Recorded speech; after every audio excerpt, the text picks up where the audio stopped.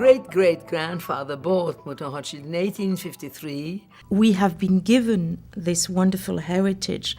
The former owners and directors have been picking out the land and trying to find, generation after generation, the best way to get those grapes to express themselves and to make the best wine out of it. The first mention of the name Haut-Brion that appears in 1660 in the cellar book of Charles II, King of England.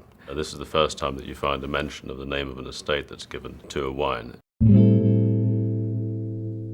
We come to the idea of what we call terroir in French. Terroir is a word that, everybody says, what is terroir? Terroir is very simple. It's an ecosystem. What is an ecosystem?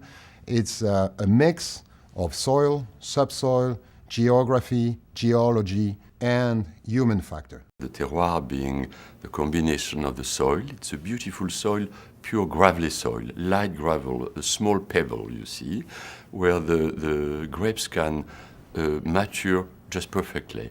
And when the climate is favorable with that beautiful soil, we produce elegant wines. Médoc means Medio Aquae, meaning it's between two waters, one being the Atlantic and the other being the Gironde, which is the big river. In St. Julien, the estuary is about 5 kilometers wide, and the water is warmer than the air in the winter, and it's cooler than the air in the summer. Wine estates have to have their feet, it's a kind of expression like that, in the water. It makes the climate more temperate, less violent. The different varietals are located depending on the ground. If you have heavy soils, you will be more with Merlot, and if you have grave, poor soils, you will be more with Cabernet. In fact, at Ducru-Beaucaillou, meaning beautiful pebbles, we have mostly Cabernet Sauvignon. Pauillac is Cabernet Sauvignon Kingdom. For instance, at Lynchbach, we have 75% Cabernet Sauvignon, 15% Merlot, and 10% Cabernet Franc. So the Cabernet Sauvignon is really the varietal that gives the specificity and the character to the wine. We have a lot of Cabernet Franc. And Cabernet Franc is, it's now more and more that people take it out. Well, it's a difficult cepage, a difficult grape criteria. But if you are really ripe, it's a Cabernet Franc, you make an outstanding wine. It's not a forward wine. It's not round, crashy, fruity like a Merlot wine or some Cabernet Sauvignon. The one thing my father taught me, he never told me, but he taught me, is modesty. Why? Is because we are in the hands of nature. As a matter of fact, in French, we don't have a translation for winemaker. We say cellar master, we say vineyard keeper, but we never say maker, because we think it's just the idea of working with the nature and not a scientist approach.